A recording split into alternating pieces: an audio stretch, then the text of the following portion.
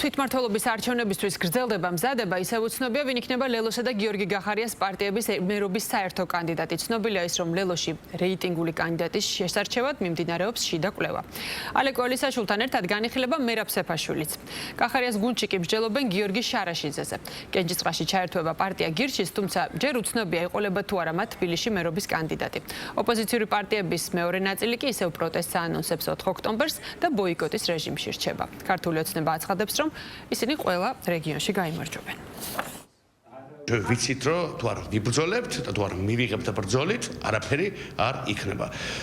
რაც შეეხება მერობის კანდიდატს, ჩვენ გვყავს ბევრი ძლიერი კანდიდატი, ვატარებთ კვლევას, როგორც საზოგადოებამ იცის და ძალიან მალე ამ კვლევების და სხვა კონსულტაციების შედეგად გამოვარჩევთ ამ ბევრი ძლიერი კანდიდატიდან იმ პირს, რომელიც ჩვენს არის ყველაზე შესაძლებელი. რატომ მერაბ სეფაშვილი და როგორ შეფასებით მის კანდიდატს? მე არაფერი მithავს არც ერთ კონკრეტულ კანდიდატზე, ვერაფერს ვერც დაგიდასტურებთ ამ კუთხით და ვერც უარყოფ, ყავს ბევრი კარგი კანდიდატი და ყველაზე კარგს ამ კონკრეტული ამბისთვის ყველაზე კარგს გამოვარჩევთ და წარმოგიდგენთ. ყველა კანდიდატზე მიმდინარეობს მსჯელობა, ჩვენი მხრიდან პრიორიტეტი ნამდვილად ენიჭება გიორგი შარაშიძეს. რაც შეეხება დანარჩენ კანდიდატებს, ყველა კანდიდატს განვიხილავთ როგორც შესაძლო ვარიანტს. ჩვენთვის გაუგებარია, რატომ იწვევს ხატურობას იმას, რომ თუ ერთის მხრივ შეიძლება რომ ფეხბურთელები იყვნენ განხილული მერობის კანდიდატად, რატომ არ შეიძლება რომ განვიხილოთ ამ კუთხით მომღერლები.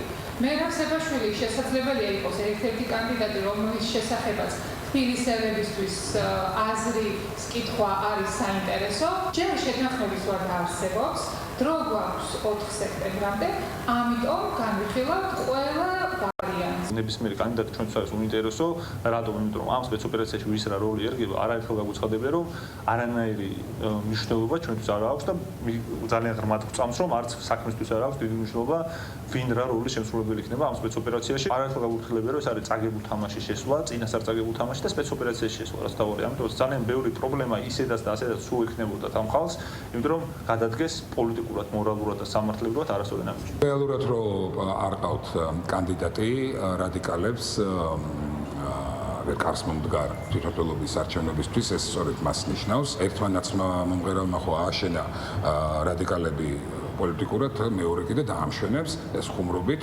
შედეგი ყველა ძალიან კარგად ვიცით და ეს ყველაფერი დაითვლება 4 ოქტომბრის არჩევნების შემდეგ, როდესაც საზოგადოება კიდევ ერთხელ გამოუცხადებს ქართულ ოცნებას ძალიან მხარდაჭერას და იმ ძალებს, რომელთაც სრული პოლიტიკური ქაოსი გააჩნიათ და საკუთარი ქვეყნისადმი სიძულვილიანით აერთიანებთ ერთადერთი რაც გააჩნიათ გამაერთიანებელი, ბუნებრივია რომ ქართული ხალხი მხარს არ დაუჭერს.